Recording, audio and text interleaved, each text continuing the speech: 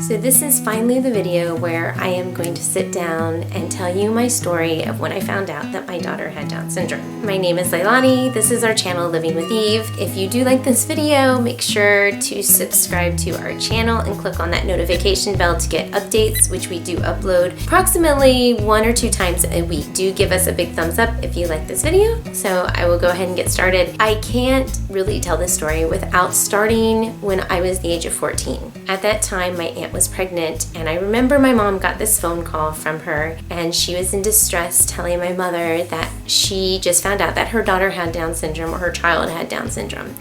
In between the conversations, my mom pulled me aside and explained to me that sometimes it's okay to have an abortion, especially when you find out your child has special needs, and this situation, Down syndrome. As the evening progressed, my aunt and my uncle called back. I even had a time when I talked to him on the phone while she was going through the process. This is a horrible story. I can't even imagine my life without Naomi. But this left a mark in my mind. It was something seriously wrong with Down syndrome. And I was one of those moms that prayed tremendously that my child would never have Down syndrome. In my mind, I could handle any other disability, but not Down syndrome. It was then when I was pregnant with my 4th child, and I was at the age of 38, before that 40 mark where they tell you you're really old now and you shouldn't be pregnant. We got that phone call saying that the genetic test came back abnormal and that it was a marker for Down syndrome. And the next morning, we were actually going in for our ultrasound where we would just get the yes or no. I do have to say, because I was a believer, I was saying, nope, we would never have an abortion. However, when you're faced with this kind of situation, it does go through your mind multiple times. The thought of adoption came up. We talked about that for a while. And you're really stretched to see how much do you really believe in God. So this was hard, and thankfully at the end of the day we were both in agreement that whatever the case, we are keeping our child. The ultrasound actually went perfect, and they couldn't find anything at all, any markers for Down syndrome. In fact, they got the ultrasound doctor in, and he spent at least 45 minutes, maybe to an hour, just staring at the heart to see if there was any issues with the heart, and then checking the length, the thickness of the neck and head size and all that, looking for all the signs, and he didn't find anything. So of course, the midwife proceeded to tell us everything's fine, we're good, and of course I'm like, all right, fine, false positive, let's move on with life now and plan for a baby. Flash forward to her birthday. I went into labor by myself. I went into labor early, 38 weeks. It was a very easy pre-labor. I just wanted it to kick, it wouldn't kick in. I was just going through little contractions every 10, 15 minutes. We went into the hospital, and I kind of sort of faked it how painful it was because I just wanted them to break my water and just get it done with. I did do a natural birth. They broke the water, 3 contractions, she's out. So anyway, they hand me Naomi, and I look at her, and I looked at my husband, and I said, honey, she has Down syndrome. And he's like, no. And I remember handing my baby to the nurses, and in the back of my mind, I'm thinking, they're all looking at my child and going, she has Down syndrome, but they're afraid to tell me. But they're all talking about me, and they're all talking about her. And how are they going to tell me? Why don't they just tell me? Of course, I'm asking my husband, are you sure she doesn't have, she looks like she has Downs. Do you want to know what I did for the next 4 hours? I went on Dr. Google, and I Googled Down syndrome traits for babies.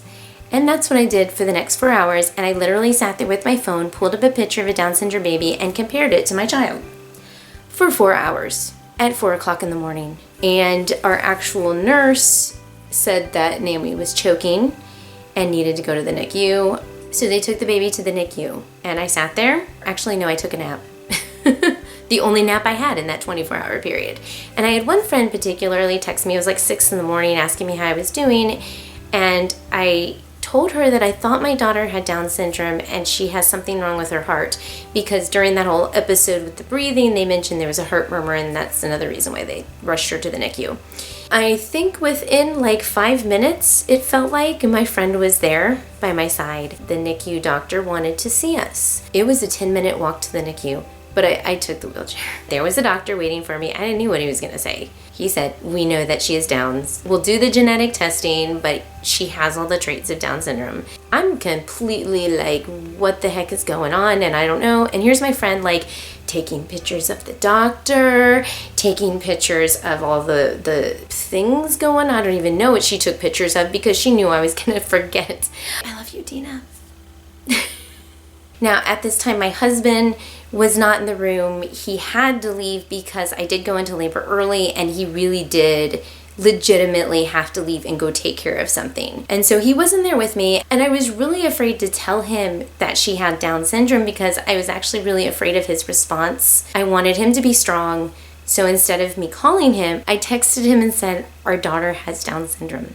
It was a wave of doctors just coming in, one after another, gastrointestinal, blood work, which was really scary because they kept taking blood from her. But I was like, how much blood does this girl have? And they were always worried and checking on her weight. It was x-ray after scan, after this, after that. And then the doctors would come in and be like, okay, you need to sit down. We're going to have a little chat, talk to you about what's going on with your daughter.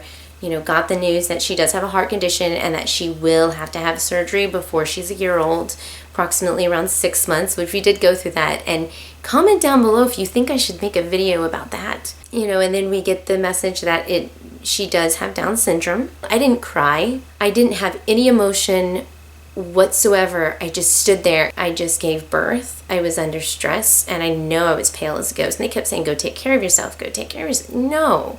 I'm not going to take care of myself. I'm going to sit here with my daughter because I don't know what the heck's going on here. I remember there was no windows in this room, which doesn't make sense for a NICU, but there was no windows. And then my parents came and they're like, what do you want? I want coffee. That's what I wanted. I wanted Starbucks. And then my kids, and I remember looking at my friend, I'm like, what do I tell them? What do I tell them about their sister? She said, you tell them, here is your sister. That's it, because that's what she is. She's their sister. I'm going to share with you what I put up on Facebook around, I want to say, after the first day, when I think I might have gotten maybe 2 hours of sleep. But I think this will sum it up. I wanted to take some time to thank everyone who has reached out to Eric and I over the last 48 hours. It's amazing how much love has been showered over us and how unique each of you have showed us your love. I appreciate all of it. It's so strange being on the other end of things, and this has truly been an overwhelming experience in so many ways. For those of you who do not know, I am going to make this public. Naomi Eve is our little girl who was born to us at 2:19 a.m. on September 28th. She was born with Down syndrome and has a life-threatening heart defect that will require open heart surgery. She is currently in the NICU being watched. However, if everything goes good, she may be discharged tomorrow or Saturday. I do want all of you, however, to feel comfortable talking with us. If you're friends with us, you are family. And now blessed with a Down syndrome baby in your life too. Don't be afraid to ask us questions, love on her, interact with her, and grow up with her. It takes a village to raise a child, and she will be a blessing and a gift from God to you.